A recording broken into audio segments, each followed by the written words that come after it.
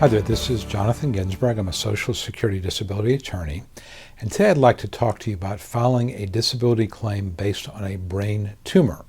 And of course, brain tumors can take many different forms. Some of them obviously are benign, but they still can be damaging. Others are cancerous, which obviously is a lot more serious and may require a lot more significant type of treatment. But generally, what the issue that you're going to find with the brain tumor is that many times the treatment of the tumor is going to be just as disabling as the actual tumor itself. Now, what I have seen is typically a couple of different situations. One is where somebody has a benign tumor that is pressing on something in the brain that is causing problems with vision, with speech, with some sort of sense organ, meaning that my client has a benign tumor. It may or may not be growing, but it's impacting something, again, one of their senses, or it causes a great deal of fatigue. And then what ends up happening is the doctors decide to go in and do brain surgery, which means obviously cutting open the brain, cutting open the head. And then when they go in to remove the tumor, it can cause significant issues with functioning, whether it's walking, physical functions, walking strength, things like that, or it could be mental functions. Memory is quite frequently, personality change. Sometimes I see people that were mild-mannered become very, very angry, anger control issues, that sort of thing. So that's one of the things that can happen. It can either be physical or it can be mental, even with a benign tumor. And when you're dealing with cancerous tumors or something that has to be treated medically as well as with surgery, medical or radiation and surgery, then of course it's even more likely that there's going to be significant side effects to the treatment. Chemotherapy typically causes a great deal of nausea and fatigue. It can also cause personality change. It can cause general ill health because you're putting poison in your body. Radiation generally causes a great deal of fatigue, plus it can cause discomfort.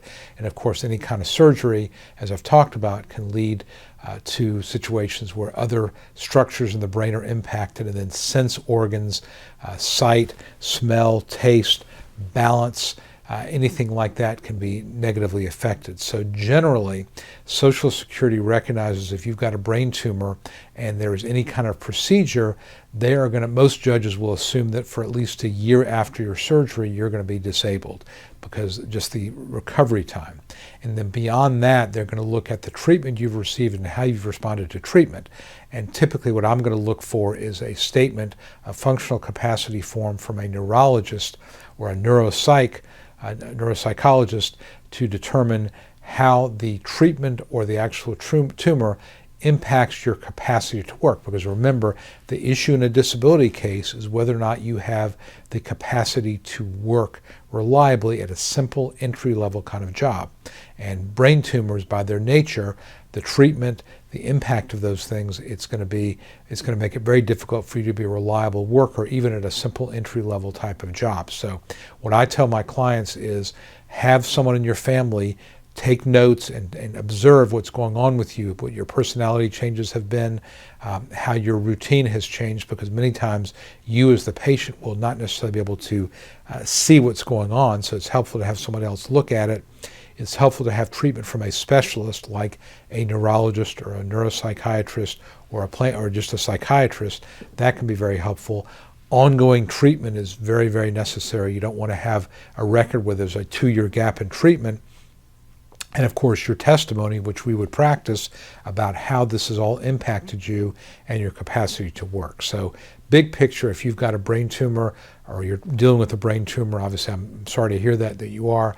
If that's the case, generally that's a pretty good sign for Social Security disability, because judges recognize that even if the tumor is benign, that it's going to be pretty serious and a very long road, and you'll be out of work for at least a year, if not longer.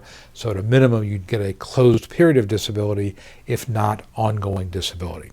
So I hope you found this helpful. If you did, please give it a thumbs up on YouTube and like it on Facebook. Subscribe to our channels. And of course, if you have any questions about this or anything else related to disability, please reach out to me. I'm happy to help you any way I can. Jonathan Ginsberg here, wishing you well, and I will speak to you on my next video. Thanks a lot. Hi, this is Jonathan Ginsberg, and I hope you found this video helpful. If you'd like to know more about how to win your Social Security disability case, I'd like to invite you to download my Secrets to Getting Approved Early Survival Kit that I created just for people like you. Currently, I'm making the survival kit available at no cost, and I encourage you to grab your copy now. Some of the topics I cover include: how do I know if I have a case? Is it the right time for me to file my claim? 9 common mistakes that can doom your case. The 3 must-have arguments you use to win your case. And a topic that every disability claimant wants to know: how to avoid trick questions from the judge. If you or a loved one need to win Social Security disability benefits, you'll find the Survival Kit essential reading. Download your Survival Kit right now and at no cost. Just visit ssdanswers.com/survival and sign up. It's that easy. Please act now. And as always, I wish you the best.